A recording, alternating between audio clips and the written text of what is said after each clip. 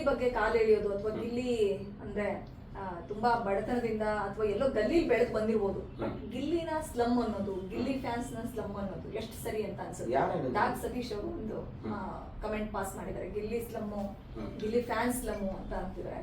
So ನಿಮ್ ಗೆಳೆಯನ್ ಬಗ್ಗೆ ಆತ ನಡೆದ್ ಬಂದ ದಿನಗಳ ಬಗ್ಗೆ ಈ ತರ ಹೀಯಾಳ್ಸೋರ್ನ ಕಂಡ್ರೆ ನಿಮ್ಗೆ ಏನ್ ಅನ್ಸುತ್ತೆ, ಏನ್ ಹೇಳ್ತೀರಿ, ನಿಮ್ ರಿಯಾಕ್ಷನ್? ಅವ್ರು ಎಷ್ಟೋ ಜನ ನಾಲೆಡ್ಜ್ ಇದ್ದಿರೋ ವ್ಯಕ್ತಿಗಳು ಆ ಥರ ಮಾತಾಡ್ತಾರೆ. ನೋಡಿ, ಈಗ ಸ್ಲಮ್ ಅಂದ್ರೆ ಏನು? ಧೀರುಭಾಯಿ ಎಲ್ಲಿ ಹುಟ್ಟಿದ್ರು ಗೊತ್ತಾ? ಬಿಲ್ಗೆಸ್ಟ್ ಎಲ್ಲಿ ಹುಟ್ಟಿದ್ರು? ಚಾರ್ಲಿಸ್ ಚಾಂಪಿಯನ್ ಎಲ್ಲಿ ಹುಟ್ಟಿದ್ರು? ಅವರೆಲ್ಲ ಸ್ಲಮ್ಮಲ್ಲಿ ಹುಟ್ಟಿದ್ರಲ್ಲ ಮೇಡಮ್. ಇವತ್ತು ಎಲ್ಲಿದ್ದಾರೆ? ನಾಳೆಯಿಂದ ಗಿಲ್ಲಿನೂ ಹಂಗೆ ಇರ್ಬೋದು ಮೇಡಮ್. ಎಕ್ಸ್ಪೆಷಲಿ ಅವ್ರಿಗೆ ಒಳ್ಳೆ ನಾಯಿ ಕಚ್ಚಿಲ್ಲ ಅಂತ ಅನ್ಸುತ್ತೆ, ಯಾವುದೋ ಬೇರೆ ನಾಯಿ ಕಚ್ಬಿಟ್ಟಿರ್ಬೇಕು ಅವ್ರಿಗೆ, ಅದಕ್ಕೆ ಆ ಥರ ಮಾತಾಡ್ತಿರೋದು. ಆಮೇಲೆ ಎಲ್ಲಕ್ಕಿಂತ ಹೆಚ್ಚಾಗಿ ಏನಾಗುತ್ತಂದ್ರೆ, ಗಿಲ್ಲಿ ಬಗ್ಗೆ ಮಾತಾಡಿದ್ರೆ ಏನೋ ಒಂದು ಕಡೆ ತಗಡ ಬಗ್ಗೆ ಮಾತಾಡ್ತೀನಿ ಅಂತ ಅನ್ಕೊಳಕ್ ಹೋಗ್ಬಾರ್ದು. ಅವ್ರು ಮಾತಾಡ್ತಿರೋದೇ ಟಗರ್ ಬಗ್ಗೆ. ಹೆಂಗ್ ಗುದ್ದುತ್ತೆ ಟಗರು ಅಂತ ಹೇಳಿದ್ರೆ, ಯಾಕಂದ್ರೆ ಟಗರು ಅಂದ್ರೆ ಅವ್ರಿಗೆ ಅರ್ಥ ಆಗಿರುತ್ತೆ, ಹೇಳ್ಬೇಕಾಗಿಲ್ಲ. ಅದು ಹಂಗೆ ಗುದ್ದುತ್ತೆ, ಒಳಗಡೆ ಇರುತ್ತೆ ಅಂತ ಹೇಳ್ಬಿಟ್ಟು ಸುಮ್ಮನೆ ಮಾತಾಡಬಾರ್ದು. ನಿಮ್ಗೆ ಯುದ್ಧ ಕಳಿಸಿದ್ರೆ ಯುದ್ಧ ಮಾಡಬೇಕು, ಹೊರಗಡೆ ಬಂದು ಯಾಕೆ ಆ ಥರ ಮಾತಾಡೋದು? ಗಿಲ್ಲಿ ಯಾವ ಥರ ಮಾತಾಡಿದ್ದಾರೆ ಅವ್ರ ಬಗ್ಗೆ, ಅದನ್ನು ಅರ್ಥ ಮಾಡ್ಕೋಬೇಕಲ್ಲ. ನಿಮಗೆ ರಿಚ್ಚು, ನಾನು ತುಂಬ ರಿಚ್ ಆಗಿ, ನೀವು ದೇವರು ನಿಮ್ಮನ್ನು ರಿಚ್ ಆಗಿ ಇಟ್ಟಲ್ಲ, ಯಾಕಂದ್ರೆ ನೀವು 100 ಕೋಟಿ ನಾಯ್ಸ್ ಆಗಿದ್ರಲ್ಲ ಮೇಡಮ್, ನಿಮ್ಮನ್ನು ರಿಚ್ ಆಗಿ ಇರಲಿ, ನೋ ಪ್ರಾಬ್ಲಮ್. ಬಟ್ ಆ ಥರ ಎಲ್ಲ ಮಾತಾಡೋದು ತಪ್ಪು. ಅದು ಇಡೀ ಜಗತ್ತು ನಡೀತಿರೋದೇ ಸ್ಲಮ್ಮಿಂದ, ಕರೆಕ್ಟ್ ಅಲ್ವಾ? ಯಾಕಂದ್ರೆ ನೀವು ಬ್ಯಾನರ್ ಕಟ್ಟೋರು ಯಾರು ಬರ್ತಾರೆ, ಸಿನಿಮಾ ನೋಡೋರು ಯಾರು ಬರ್ತಾರೆ, ಕರೆಕ್ಟ್ ಅಲ್ವಾ ಮೇಡಮ್? ಹಂಗೆ ಮಾತಾಡ್ಬಾರ್ದು. ಇಡೀ ಜಗತ್ತಲ್ಲಿ ಪ್ರತಿಯೊಬ್ಬರು 100% ಒಳ್ಳೊಳ್ಳೆ ಬಿಸ್ನೆಸ್ ಆಗ್ತಿರೋದು, ಅಥವಾ ಏನೇ ನಡೀತಿದ್ರು, ಪಾಲಿಟಿಕ್ಸ್ ಇರ್ಬೋದು, ಸಿನಿಮಾ ಇರ್ಬೋದು, ಅಥವಾ ಯಾವುದೇ ಶೋ ಇರ್ಬೋದು, ಎಲ್ಲ ಒಂದು ಹೋಟ್ಲ್ ಇರ್ಬೋದು, ಬಿಸ್ನೆಸ್ ಮಾಡೋದು ಏನೇ ಆದರೂ ಮಿಡಲ್ ಕ್ಲಾಸ್ ಪೀಪಲ್ ಅಥವಾ ಸ್ಲಮ್ ಪೀಪಲ್ಗಳೇ ಇಂಪಾರ್ಟೆಂಟ್. ಹಾಗೆ ಯಾರು ಮಾತಾಡ್ತಾರೆ, ಯಾರ ಬಗ್ಗೆ ನಾವು ಮಾತಾಡಬಾರ್ದು. ಎಸ್ಪೆಷಲಿ ಅವ್ರು ಎಲ್ಲೆಲ್ಲಿ ಬೆಳೀತಾರೋ ಗೊತ್ತಿಲ್ಲ. ಆದರೆ ಒಂದಂತೂ ಸಿಗ್ತ, ತಾವರೇ ಹುಟ್ಟೋದು ಎಲ್ಲಿ? ಎಲ್ಲರೂ ಕೆಸ್ಸಿಂದನೇ ಬಂದಿರೋರು. ಹಿಸ್ಟ್ರಿ ತೆಗೆದು ನೋಡ್ಕೊಳ್ಳಿ, ಅದ್ರ ಬಗ್ಗೆ ಮಾತಾಡಬಾರ್ದು. ಆ ಥರ ಮಾತಾಡ್ತಿದ್ದಾರೆ ಅಂತ ಹೇಳಿದ್ರೆ ಅವ್ರಿಗೆ ನಾಲೆಡ್ಜ್ ಇಲ್ಲ ಅಂತ ಅರ್ಥ.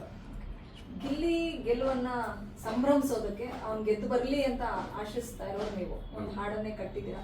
ಸೊ ಇಡೀ ಅವ್ರ ಊರ್ನವ್ರು ಮಾತ್ರವಲ್ಲ, ದಡದ್ಪುರದವ್ರು ಮಾತ್ರವಲ್ಲ, ಇಡೀ ಕರ್ನಾಟಕ ನೋಡ್ತಿದ್ದ. ಆದ್ರೆ ಗಿಲ್ಲಿ ಸೋಲ್ಬೇಕು, ಗಿಲ್ಲಿ ಈ ವಾರನೇ ಹೊರಗೆ ಬಂದ್ಬಿಡ್ತಾನೆ, ಟಾಪ್ 5 ನಲ್ಲೂ ಅವ್ನು ಇರಲ್ಲ.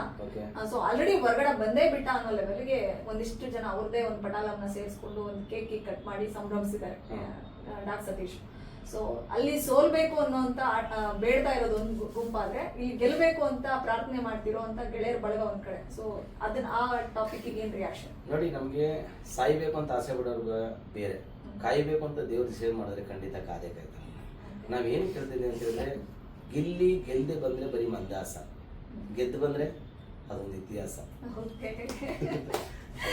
ಏನ್ ಕೇಳ್ತೀನಿ ಅಂತ ಹೇಳಿದ್ರೆ, ಅವ್ನ ಇಂಡಸ್ಟ್ರಿ ಬಂದಿದ್ದು ಎದೆ ತಟ್ಕೊಂಡಲ್ಲ ಮೇಡಮ್, ತೊಡೆ ತಟ್ಕೊಂಡು ಇಂಡಸ್ಟ್ರಿ ಬಂದಿಲ್ಲ. ನಾನು ಗೆದ್ದೇ ಗೆಲ್ತೀನಿ, ಯಾಕಂದ್ರೆ ನಮ್ಮ ಹತ್ರ ಬಡತನ ಇದೆ, ಯಾಕೆ ಸರ್ ಅದನ್ನ ಮೆಟ್ಟು ನಿಲ್ಬಾರ್ದು ಅಂತ ಅವತ್ತೇ ಡಿಸೈಡ್ ಮಾಡೋದು ನಾವು. ಯಾಕಂದ್ರೆ ನಾವೆಲ್ಲ ಅರ್ಧ ಎಗ್ ರೈಸ್ ತಿನ್ಕೊಂಡು ಮುಗ್ತಿದ್ದೀವಿ ಅಂತ ಹೇಳಿದ್ರೆ ನಮ್ಗೆ ಬಡತನ ಹೊಸದಲ್ಲ ಮೇಡಮ್. ಆದರೆ ಒಂದಂತ ಸತ್ಯ, ಗಿಲ್ಲಿ ಹತ್ರ ಟ್ಯಾಲೆಂಟ್ ಇದೆ ಇಲ್ವೋ? ಅದನ್ನ ಕರ್ನಾಟಕ ನೋಡಿದೆ ಇಲ್ವೋ? ಅಲ್ಲಪ್ಪ, ನಿಮಗೆ ಟ್ಯಾಲೆಂಟ್ ಇದ್ರೆ ನೀವು ಅಲ್ಲಿ ಯುದ್ಧ ಮಾಡ್ಬೋದೇ ಇದ್ರೆ ಯಾಕೆ ಹೊರಗಡೆ ಬಂದು ಹಂಗೆಲ್ಲ ಮಾತಾಡ್ತೀರಿ? ಮಾತಾಡಬಾರ್ದು. ಅದನ್ನು ದಯವಿಟ್ಟು ಇವತ್ತಿಂದಲೇ ಸ್ಟಾಪ್ ಮಾಡಿದ್ರೆ ದಯವಿಟ್ಟು ಒಳ್ಳೇದು, ಹಂಗೆ ಮಾತಾಡಬಾರ್ದು. ಯಾಕಂದ್ರೆ ಸ್ಲಮ್ ಕೈ ಸಿಕ್ಕಿದ್ರೆ ಹುಚ್ಚನಾಯಿ ಥರ ಹೊಡೆದಾಕ್ಬಿಡ್ತಾರೆ. ಅದು ಇಂಪಾರ್ಟೆಂಟ್, ಮಾತಾಡಬಾರ್ದು ಅದ್ರ ಬಗ್ಗೆ ಎಲ್ಲ. ದಯವಿಟ್ಟು ಆಮೇಲೆ ಮಾಧ್ಯಮದವರು ಆ ಥರದ್ದೆಲ್ಲ ಏನಾದ್ರು ವಿಡಿಯೋಗಳು ಮಾಡಿದಾಗ ಸಮಥಿಂಗ್ ಆ ಥರದ್ದೆಲ್ಲ ಹೇಳಿದಾಗ ಅದನ್ನು ಪ್ರಚೋದನೆ ಕೊಡಬೇಡಿ, ನನ್ನ ಕೈಲಿ ರಿಕ್ವೆಸ್ಟ್. ಯಾಕಂದರೆ ಯಾವ ವ್ಯಕ್ತಿ ಬಗ್ಗೆ ಅಥವಾ ವ್ಯಕ್ತಿತ್ವ ಬಗ್ಗೆ ಮಾತಾಡೋ ರೈಟ್ಸ್ ಯಾರೂ ಇಲ್ಲ. ಒಳ್ಳೇದು ಮಾಡಿ, ಆಗಲಿಲ್ವಾ ಸುಮ್ಮನೆ ಸೈಲೆಂಟ್ ಆಗಿರ್ಬೋದು. ಯಾಕಂದ್ರೆ ಅವ್ರ ಜೊತೆ ನಾವು ಏನು ಅನುಭವಿಸಿದೀವಿ ನಮಗೆ ಮಾತ್ರ ಗೊತ್ತು. ಕೆಲವು 100% ವೀಡಿಯೋಸ್ಗಳು ಏನಿದೆ ಅದನ್ನು 100% ಮೀಡಿಯಾದ ಹತ್ರ ಪ್ರೆಸೆಂಟ್ ಮಾಡಿದ್ರೆ ಮೀಡಿಯಾದವ್ರಿಗೂ ಕಣ್ಣೀರು ಬರ್ಬೋದು. ಅವ್ನ ಕತೆ ಕೇಳಿದ್ರೆ ಹಂಗಿದೆ, ಅದನ್ನು ಹೇಳ್ಬಾರ್ದು. ಅದೊಂದಿನ ಬರುತ್ತೆ, ಆ ಥರದ್ದು ಒಂದಿನ ನೋಡೋಂಥ ದಿನ ಬರುತ್ತೆ, ಅತಿ ಶೀಘ್ರದಲ್ಲಿ ಬರ್ಬೋದು.